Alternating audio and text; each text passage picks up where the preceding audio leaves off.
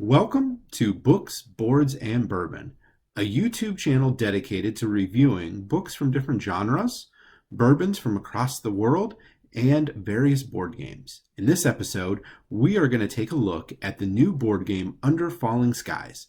This was released in 2020 and is a solo player game.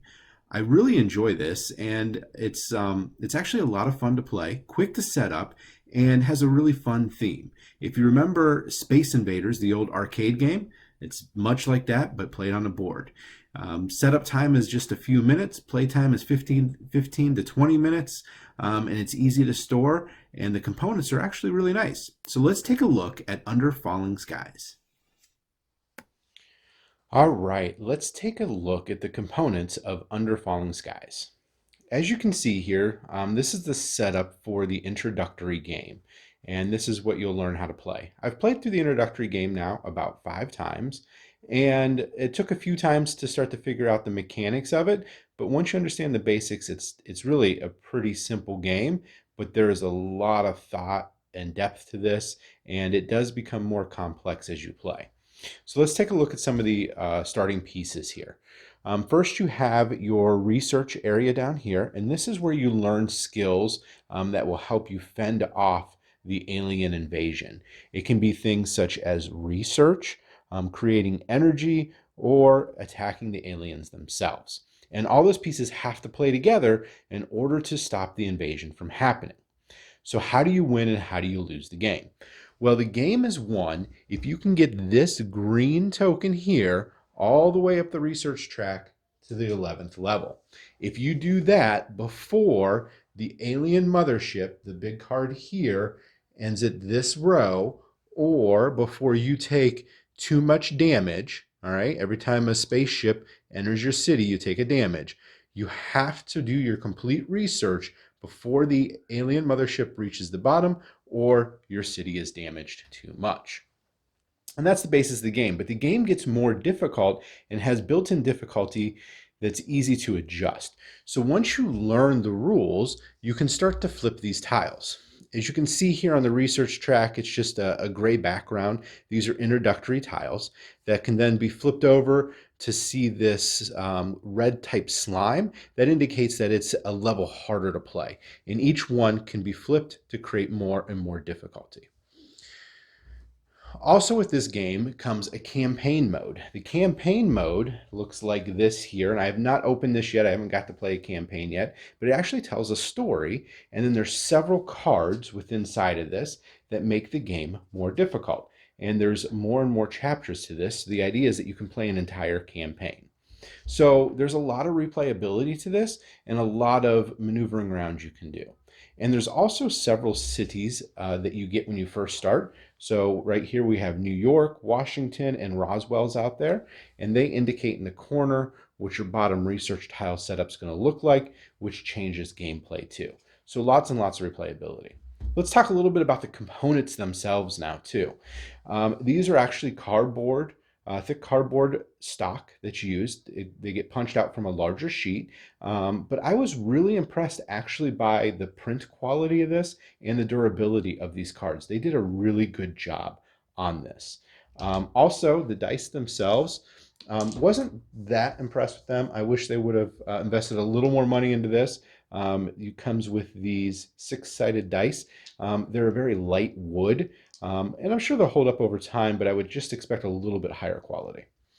One of my favorite pieces inside of this game are the spaceships themselves. It's just like the old game, Space Invaders, that we used to play on the arcade machine. Here are the spaceships, as you can see, if I can get that to focus.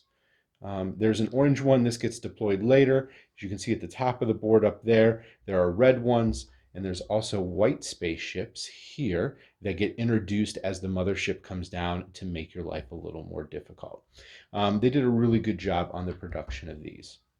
The box itself is very small. This is the full size of the box. All the components fit in there, and they store well, which is nice.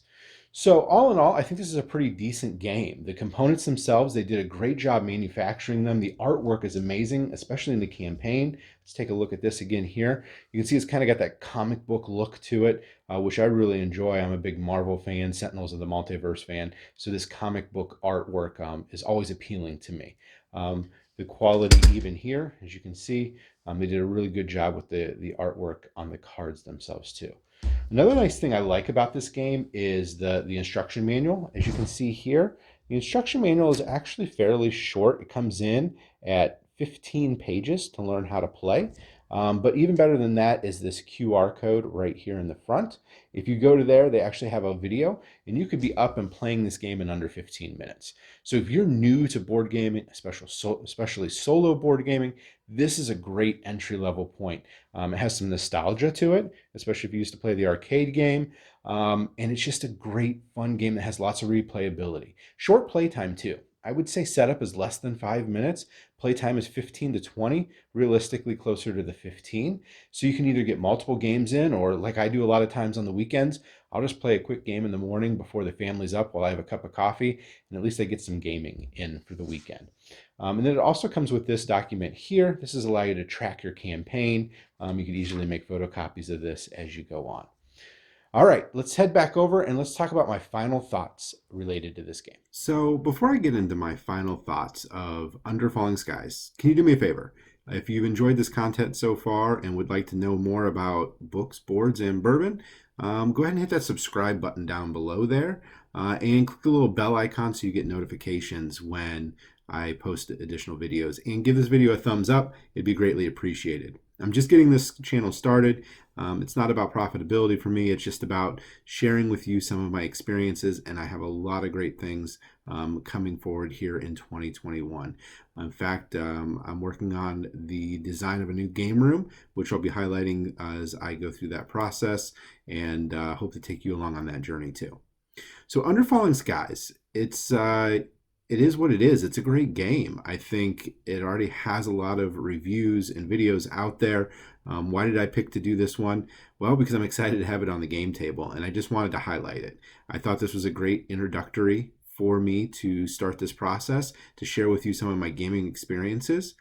The production quality of this game is great. The components are well done. The artwork is amazing. And the gameplay is smooth. It's simplistic, yet it gives you a lot of those choices and thoughts, and it's a good puzzle, especially for a solo player. I also like that there are so many options with replayability. We can flip over additional tiles to make it more difficult. There's a campaign mode to it. It really has a lot into it, especially for the price point.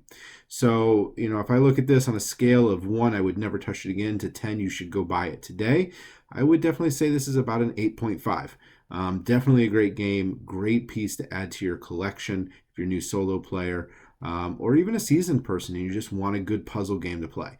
So definitely recommend Under Falling Skies. Great, great game.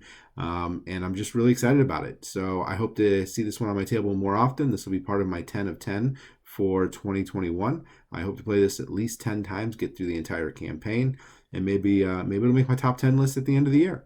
All right, I hope everyone has a great day. Thank you for following along. Don't forget to hit that subscribe button and give me a thumbs up, and leave comments about anything you'd like to see me review in the near future. I hope everyone has a great night. See ya.